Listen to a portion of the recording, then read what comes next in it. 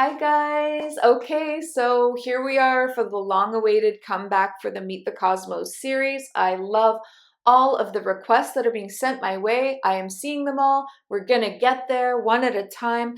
I really felt called to cover the Draconians in this video, so the Draco constellation and the beings there, because there's just so much to it, and there's a lot of stuff that I know that I haven't shared before. And I learn all of these things when I do readings for other people, like seeing their Akashic lives, uh, and also not just Akashic stuff, but like when people are getting messages channeled from their team, I learn so much. It is such beautiful work that I get to do because I literally learn in every session. Those are one-on-one sessions. And then in the membership group, we learn together, like when we do channeled messages, astral travel, all of these different things that we do inside the membership. I'm constantly learning. So I've put together all of the little pieces that I have about the Draconians for you that I've learned, this piece here, this piece there, and kind of put it all together. And I'm going to share that with you. And I want to open up the floor to you for any questions that you have as well. Do I need to do I know this is a hot topic, so I'm just going to ask now if you need a number two, like from like a new perspective, or there was a bunch of stuff that you had questions that didn't get answered, though wait till the end of the video because there's a lot here. But I'm just open to it. You know what I mean? Like, so go ahead and drop your video requests, drop your questions. I'm seeing your comments. I don't always have time to reply to them all, but I promise you I'm seeing them, and I'm grateful for the interaction and for the energy. And I usually like once every maybe 3 weeks we'll be like, oh, YouTube comments, and then I'll like reply to all of you for like the last 3 weeks. So it kind of like happens in like a big downpour of energy. Okay, let's talk Draconians. I'm just looking at my notes here to see where I wanted to start. Okay, let's talk about the kinds of beings there. Okay, so in the Draco constellation, when you look up at the sky, you are the bright shining things are stars. Okay, so those aren't really like planets. Those are probably like the suns and the stars that are around. But there are all of these little planets that we don't see with the naked eye within that constellation. I know that the technology that like NASA has, or the people that are exploring space, can't see everything because they are limited to their own frequency, right? And then if they do see stuff, they're not sharing that with us, that's for sure. However, the point is just to say that there's lots of planets within the Draco constellation. And so some of the beings that are living there, so there's like a bit of a hierarchy, and because of the kinds of beings that they are, they're pretty animalistic and very much like almost like dinosaurs, where like the biggest ones rule. It's the same kind of mentality there. Like it's very violent, and it's like, you know, if you're bigger, then you're in control. It's all about size, force, the ability to inflict damage on others. That makes you the top. Okay, so the largest ones that I've seen look a lot like dragons. I will try to describe it. I didn't try to draw this for you, probably good.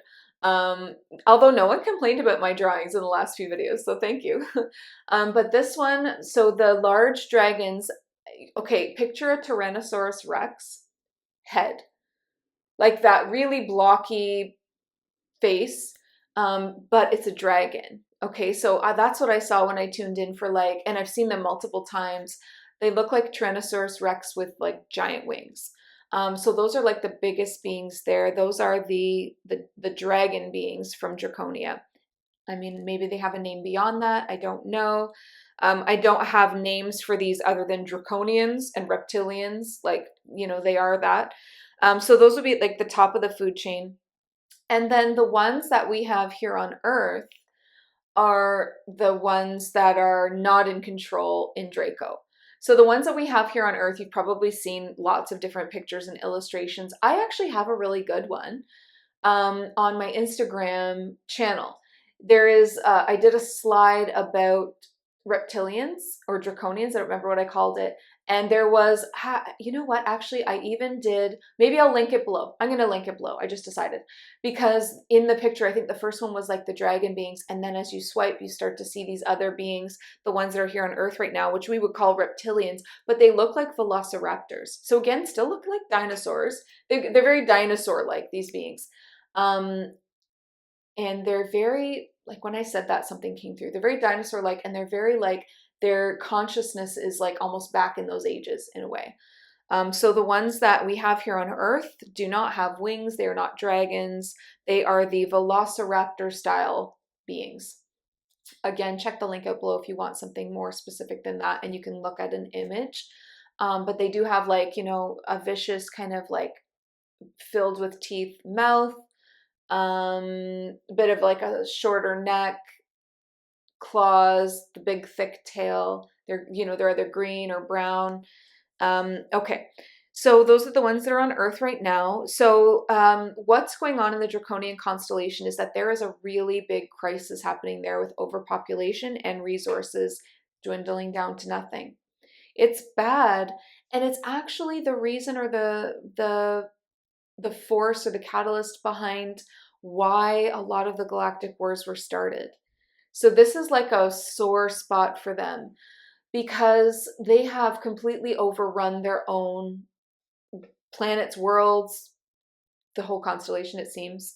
And when I tune in, a lot of the worlds reflect that. So I did a reading for somebody that had a lifetime. I did a reading for a couple of people where this showed up. The planet was like a desert. It was like this desert world, and there was like no water. There was like no food. It was literally a desert with like a sun, and it was hot, and there was nothing. And this person was so like poor, and it really reminded me of like third world countries, which is so sad, where they're living in these small like little not mud like wet, but you know, like a little hut made out of clay, it looks like, almost in the desert. I don't know, some kind of hut thing. And they are really poor, and they're hungry, and they have no options. Like they don't have any options to better themselves. Very much like a third world country. Like there's no one to turn to. There's no resources like for like to better yourself, jobs or like education. There's just nothing. But what there is, unfortunately, are like these bands of like vigilantes, like like militia that go around from like area to area, even when it's remote, and terrorize other people, taking whatever they want. Violence is ensued, kill, like murder. It's bad, you guys. Like there's a lot there. And it's really interesting to see this side of the reptilians because we always see them for their evil acts and judge them on that. So pretty interesting to see where they come from. Okay, so like a lot of the reptilians that are here on Earth at this time originate from, or maybe their parents are from, this like world of a desert, third world, no resources, overpopulated, dangerous place. Dangerous place. It's crazy. And so there's this thing about reptilians. I don't know what to call it. I wrote down reptilian rage. I don't know if that's going to resonate, but there is literally biologically something about the reptilians that makes them have a really short temper. Like their fuse goes off. And if you have had a reptilian past life, it does not make you a bad person. Not all reptilians are bad, by the way. We'll cover that in a sec. We don't need to right now because I know you're with me. I feel your understanding just came through the camera. Okay, so the reptilian rage, it's like fire in the chest. And I have felt that, especially earlier on in this life. Like I have had a reptilian lifetime before. It wasn't on one of those worlds. I was actually on like a spaceship. I don't know, like I felt like I almost lived on the spaceship.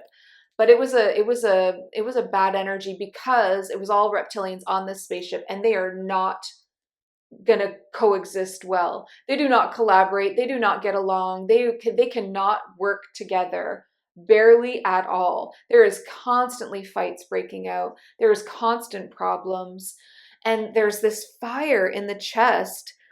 It's like, and maybe you felt that.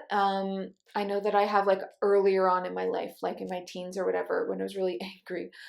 It's like somebody says something and it just, you're set off and you literally feel like your chest is on fire and you're like, like you can't even breathe. You just want to like attack. Okay, that's reptilian. So they really have to deal with a lot. Okay. Like their literal biology it makes them into these like raging, like fire in their chest, like ego, a lot of ego energy. And it's not a mature, evolved energy. They're not, most of them, I never want to stereotype a whole group. Most of them are not there. They are not able to collab.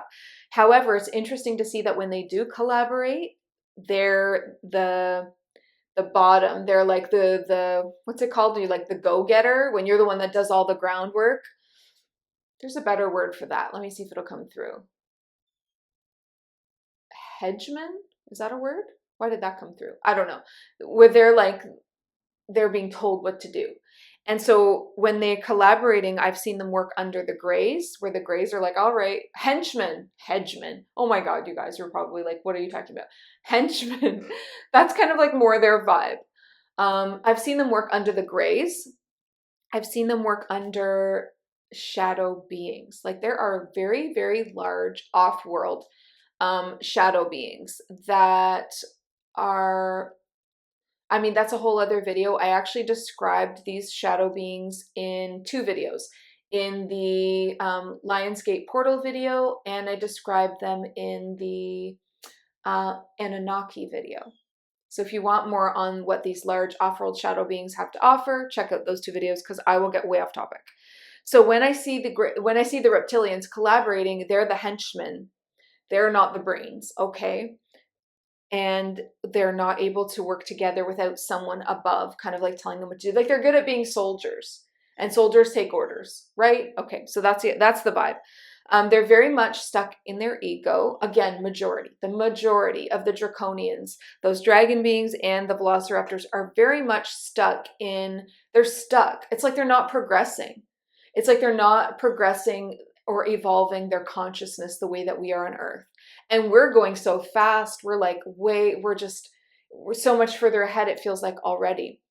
And they're like a much older race or species than we are. But there's something about that's keeping them stuck. They're stuck somehow. And I don't know if it's DNA and genetics or if it's this reptilian rage, what it is. Interesting. Oh, something else just came through. Or they tend to not cross over. Oh my God, you guys. I love when stuff comes through right in the moment. Okay. They tend to not cross over. Okay. When you die and you cross over and then you have your life review, all this healing happens. You create new soul contracts. You move on to new lessons. If you're not crossing over, you're not getting that next level of your soul. And a lot of them don't cross over. They have some kind of like technology where they're able to like hop bodies and just continue and continue and continue. And they have these ridiculously long lifespans because of that. And I think that that's a huge reason that I just uncovered right now in this video with you. So that's cool, why they're not progressing. Okay, so the galactic wars, let's talk. We can't talk about the reptilians without covering a little bit at least about the galactic wars. And I don't know everything, okay? So take this with a grain of salt. Here's what I do know. I do know some things. So the galactic wars that have happened that I am very familiar with are the Orion Wars and the Lyran Wars. Okay, so in these 2 different ways where they have attacked, it is a complete takeover because those beings can't be controlled. So when they go and they take over a Lyran planet, they don't keep anyone alive. So those people need to escape or they die. When they take over an Orion planet, they don't keep anyone alive. It is like mass, like genocide.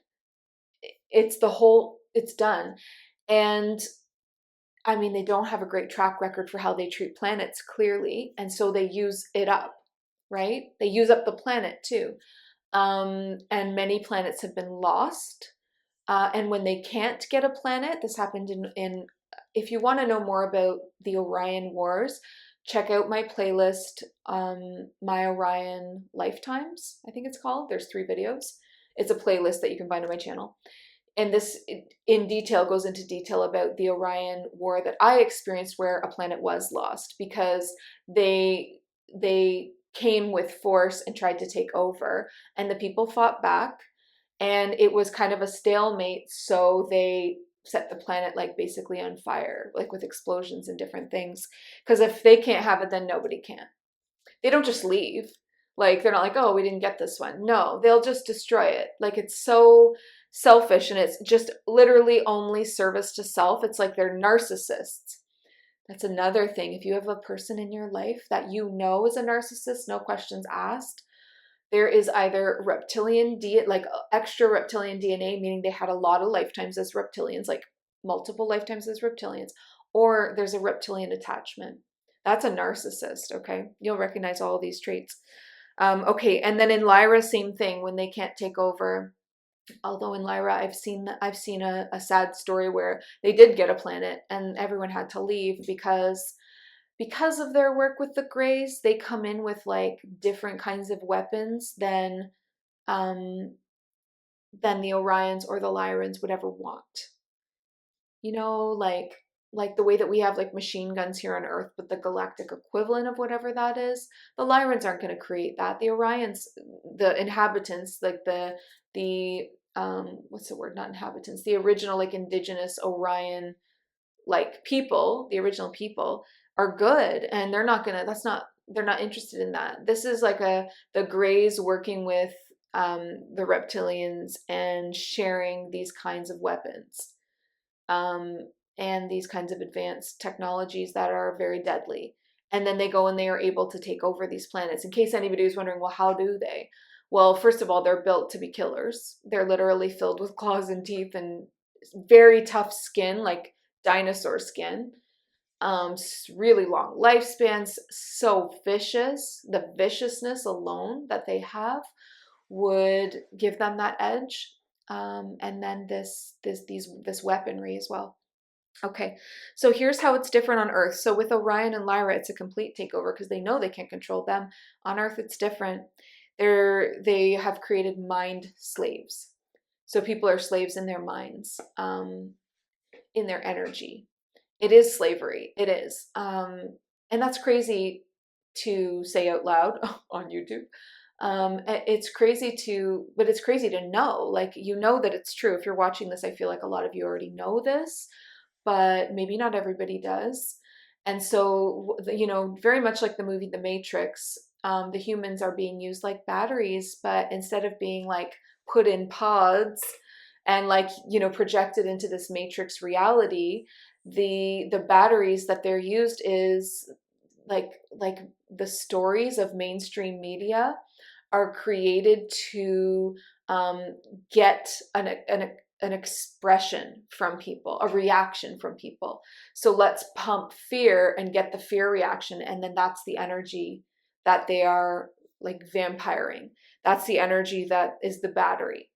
And fear energy and hate and anger are really, really powerful. You actually know what the most powerful one is, though? This might be surprising, and once I say it, you're probably going to see it. Because we know that they use fear in the media, mainstream media, news, and all that. You see it. They're trying intentionally to create fear. They're trying intentionally to separate people. They're trying intentionally to create anger, rage. But the biggest battery juice that they can use is actually shame. Because shame is the lowest frequency, and they want that dark, lower, heavy frequencies. That's what they need to fuel the 3D matrix, the AI matrix, like the programs that are keeping humans enslaved, autopilot programs, 9 to 5 programs, just like everything that keeps people asleep. And then they also use these energies to fuel themselves. And that's another reason probably why they're held back from evolution, is because they just keep feeding themselves with darkness, with lower energies. Somehow it literally feeds their energy forms, their energy fields. The souls of these reptilian beings can feed on that. And it can get pretty dark when you talk about them feeding on people's fear, but I don't want to go too dark down the rabbit hole. But just think about the shame thing, because maybe you didn't know that one. And how often do you see shame trying to be created? Like in advertising. It's wild. Like, I was scrolling Instagram a couple of nights ago. And I remember looking at my husband and being like, everything that I just scrolled past is supposed to make me feel bad about myself. Like, why aren't you thin enough? You know, here's a fake butt you can wear. Here's some fake, you know, just like for women especially, maybe I noticed that, or maybe those are the ads sent to me. Get your lips done, wear this fake butt, your skin's not right, you need this like laser for your friggin' face. Like your hair's not right, you need these gummies. Look at these beautiful women like that are so photoshopped, and if you don't look like this, oh, well, at least we can help you spend your money and feel ashamed. Like, be ashamed of who you are so that you then pay this money. But it's more than the money grab, it's an energy grab of shame. So really, like, just notice in yourself what is causing these energies, reactions within you, and don't feed them. Don't feed them shame, don't feed them fear, don't feed them anger and separation. Don't go there. If you can, eliminate the things in your life that bring that out in you, to the best of your ability, right? Okay, so the next thing that I wanted to say is, like, many of you watching, many of you are from Orion or Lyra, okay? Or both. Like, I've had lifetimes on both. That's possible. You've had hundreds of lifetimes. You know, you're not just one kind of starseed, though you might resonate with one more than the other. You've had lots of lifetimes around the Milky Way and beyond, okay? So potentially you're both, but many of you have this Orion connection or this Lyran connection, and it's a lot of the reason that you're here. Okay, because you saw what the reptilians did to your planet. You saw what they did to your people. You saw how they just came in and tried to take over. And things are starting to get more stable now, especially in Lyra, not so much in Orion. They're still experiencing a lot of like warfare, like galactic warfare, spiritual warfare. They still are experiencing a lot of that. Especially on the outer reaches, like the further away from the belt. So you experience all of this trauma, and then you see it is now happening to Earth, and you see the difference. Remember, they couldn't control the people of Lyra or the people of Orion because they were awakened, but they came into Earth and they are intentionally keeping humans asleep. So when we come to Earth, we go through what's called the veil of forgetting, but it's not supposed to last. It's not supposed to be forever. It's just supposed to be until you experience your enlightenment. And Earth is a school. And that's why it's a school, because you have to forget it all to remember it all. And that's this huge, incredible, beautiful process. But then the reptilians see this like loophole almost, like, ooh, if they come here asleep already, what if we can extend that? And they do. And they extend that sleeping phase, that coma, through many, many ways. Okay? Like a lot of what people find out about when they're in 4D. Many ways. It's like the chemtrails, all the ways that we talked about, that they control your energy, all the programs. If you are so exhausted because you're plugged into 9 to 5 programming, when are you going to have time to pursue enlightenment? This is not the way that we're. I just saw an orb. Go by. Oh my God, I heard it's amazing to see it with like your bare eyes. Anyway, that was beautiful. If you're plugged into a 9 to 5 program, how much time do you have to pursue enlightenment? You're friggin' exhausted. So you come home and then you scroll and then you get the shame. Like it's built to keep you imprisoned. Mind slaves. And there's more programs than that within this 3D AI matrix that keep us asleep. There's a lot, okay? And maybe we can do a video on that. If you're interested, let me know. I could dive into that for sure. And we can find out some new things too by bringing through some new info. But I just know that there's so much. We're literally born into a system that is built to keep us asleep. Built to keep us asleep. And you see that in your friends and family. How did you get here? How did you get here? How did you awaken? I've come to realize pretty recently, and have been talking about it a little bit, that victim mentality is a sleeping pill that people keep taking. And when you decide to step outside of victim mentality, it's the first step to an awakening, because you start to take responsibility for your life. And you're like, wait a minute, I'm creating all of this. Why would I create that for myself? How can I do better? Okay, I have to shift my frequency, my energy, which means I need to shift my thinking, which means I need to shift my beliefs, which means I need to shift my emotions. How can I shift all of this and my perspective and the way that I look at myself? How can I do better? That's the awakening, right? It's like self-awareness. But the victim mentality is the sleeping pill. I also think, because we talked about narcissists earlier, that might also be a bit of a sleeping pill. These are things that keep people asleep. Okay, so picture like anyone in your life that's really caught up in victim mentality, or like a true narcissist, are popping sleeping pills all the time.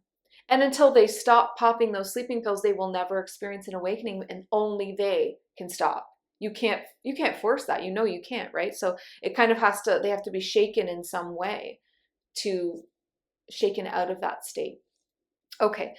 So where are the reptilians? They do hide within the earth. That is why there is no satellite pictures or exposure at the poles, South and North Pole, because at those entry points, that's the entryway into the center of the hollow earth. There are worlds. I actually have a video also on Inner Earth called Agartha, or maybe just called Inner Earth, that you could search up. It's also on the playlist Meet the Cosmos, because it's like a civilization. There's reptilians within Inner Earth. Not all of it. There are parts that it's not all one big open cavern.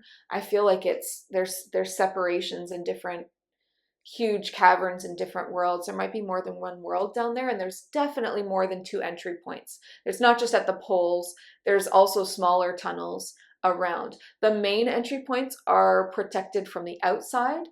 Like, you'd never be able to get to them without the government stopping you. The smaller entry points are protected from the inside. There's people on the inside stationed to stop anyone from coming in.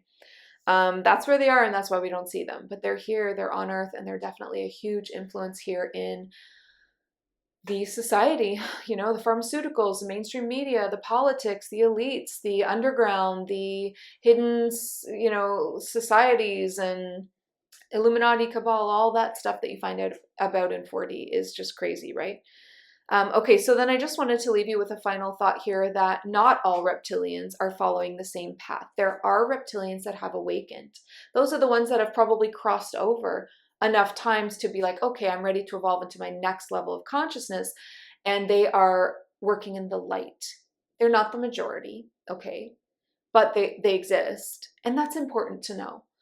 The Reptilian Council of Light, I actually have a video about that too. Sorry, I'm name dropping all these videos, but I mean, if somebody's truly interested, I want to give you more info than in just this one video. So, Reptilian Council of Light is a good one. So there is a Reptilian Council of Light. They are working with the Galactic Federation of Light. It's a big deal. It's a big deal to have reptilians desire that, and to be growing and evolving, and to see what their, brothers, sisters have done, and to now be doing like making amends, or doing like peacekeeper work in Lyra, Orion, Earth. They are trying to help Earth. They have worked with me and my membership on a couple of missions, and they are available to work with if that's something that you want to do. Obviously, you always want to do that safely though. So you got to make sure you're setting up a sacred space and setting a very clear intention before you do anything like that, okay? And I have videos on all of that as well. Starseed Protect Yourself is a good one. Okay, so I think that's all I have, and I don't want this video to go too long. I think we're at half an hour. So Draconians, what, I know I didn't go really dark. I know maybe some of you are like, oh, you wanted to hear more about like the adrenochrome and stuff like that. I have a video about Queen Elizabeth where I talk a little bit about that you can see. Oh, actually, if you're one of those people that just needs that, not everybody wants that dark information, so I'm not dropping it here. However, I will lead you. If you want to know about reptilian, what's the word? Rituals. Okay, reptilian rituals. Check out the video on Queen Elizabeth that I just did a couple of weeks ago and get an inside look into that. Okay, so I'm gonna leave it there for now. I really want to encourage you to like this video if you liked it. Share this one. This is a good one to share. And make sure you're subscribed because there's new videos here every week on Sundays. And then there's just one other thing. I really want to encourage you to sign up to the Starseed Academy membership. It's super affordable. It's a monthly payment of only $44. However, every single week we get together. So it's not a monthly event, it's a weekly event, and we get to go live together, hang out with me live every single week. And it's important to surround yourself with other awakening starseeds. I mean, obviously, if you're watching this, you are also one of them. It's important to like be a part of that community because those high vibes are what's going to help get you to the next level, not to mention the content that we cover inside, the workshops that we do on, psychic training, astral training, all the different clairs channeling. And we have workshops on spiritual business, starting a spiritual business. And then we do incredible astral missions, astral adventures, where you're truly doing the work. Like light work is bigger than just like meditating and wanting the best for everybody. You can literally take a group of people on a mission and accomplish something really powerful and real. We've actually gone to Inner Earth before, I'm just going to say. That was a big deal. We went to Inner Earth and we experienced a lot when we were down there, but we also made a lot of impact as well. And of course, I do all of this super, super safely. And then we do fun things like group readings and like lots of fun things, guest speakers. So incredible value. When you first sign up, you actually get access to the entire library. So there's all of this content for you to go back and binge. Okay, like all of the events have been recorded and put into a library and like put into categories to make it easy. And then you also get the live event every week. And then you also get 24/7 access to this incredible community. So it is so like worth it. This price is crazy. I love hanging out with them and you will too. And you don't have to be like advanced or whatever. Don't feel that way. We've got every kind of person in there and we've got every kind of starseed in there too. It's really, really eclectic bunch and they're so nice. So you'll feel really at home. Okay, so I love you all so much. I'm going to leave it there. I hope to see some of you over in the membership. We're doing some really big things coming up. I have a couple of events in mind that I want to do, timeline events and all of these different things where we're going to make some impacts and help some people. But I want to remind you to please listen to your heart and the quiet voice within.